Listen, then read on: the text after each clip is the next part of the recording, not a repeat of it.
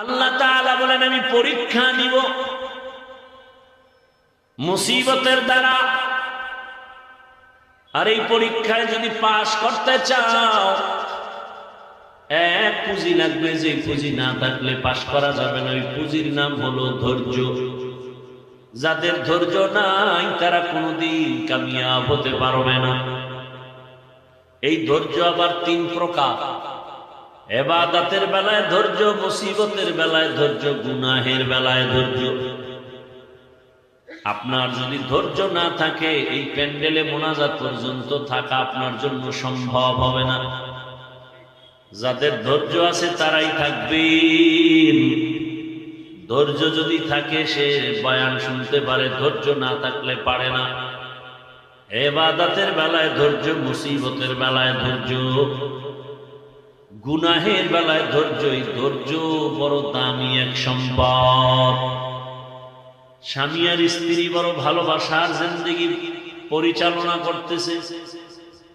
একদিন স্ত্রী স্বামীকে জিজ্ঞাসা করে, ও স্বামী, তুমি আমাকে কেমন মহাব্বত করো, ভালোবাসো?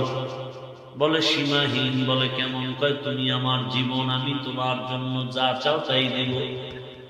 খেয়াল করতেছেন?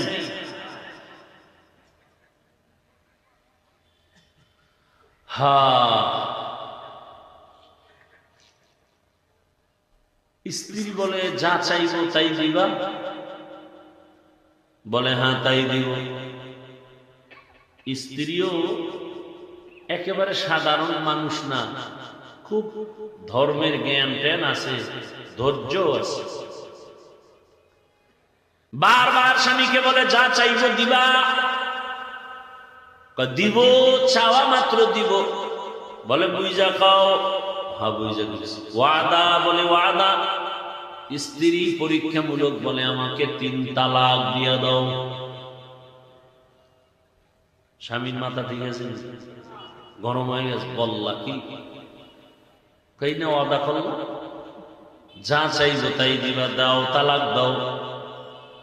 স্ত্রীর কথা শুই না স্বামী বলে কল্লা যেতে পারে, তালাক তোমাকে দিব না, কারণ তোমার মতো একটা আবেদা স্ত্রী পেয়ে আমার জীবন বড় ধন্য।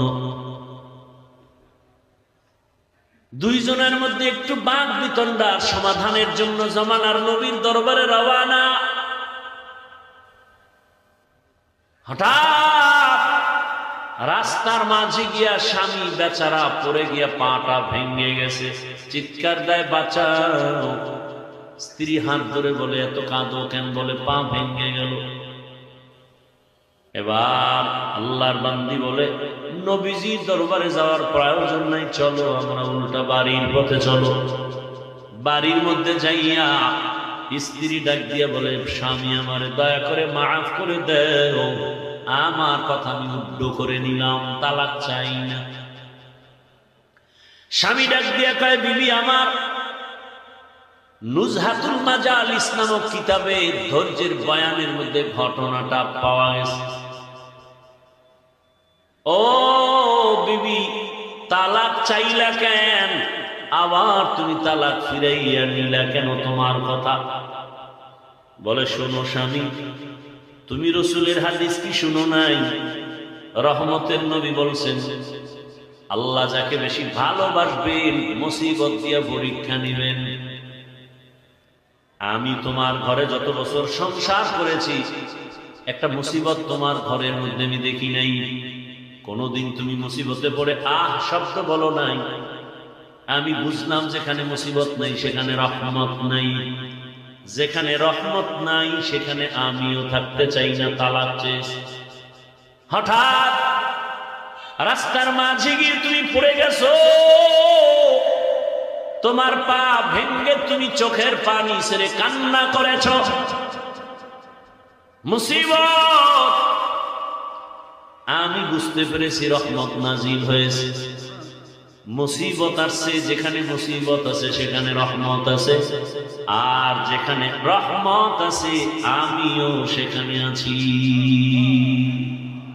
ইয়া ইলাহি মুঝসে মুঝকো দূর কর, के देखो मुझ में तुझको एक नजर या इलाही तू मेरा महबूब है या इलाही तू मेरा माशूक है।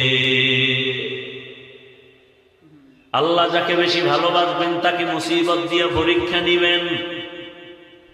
অন্য হাদিসের মধ্যে নবী বলেন দুনিয়া সিজনুল মুমিন ওয়া জান্নাতুল কাফির, দুনিয়াটা মুমিনের জন্য জেলখানা, বেঈমানের জন্য শান্তির জায়গা, বালাখানা। যত শান্তি দুনিয়ায় মুমিন কখনো শান্তি পাবে না, বেঈমান শান্তি পাবে দুনিয়ায়, মরার পরে অশান্তি শুরু হবে, শেষ হবে না। আর মুমিন কষ্ট করবে দুনিয়ায়, মরণ পরে এমন শান্তি শুরু হবে আর কোনদিন শেষ হবে না।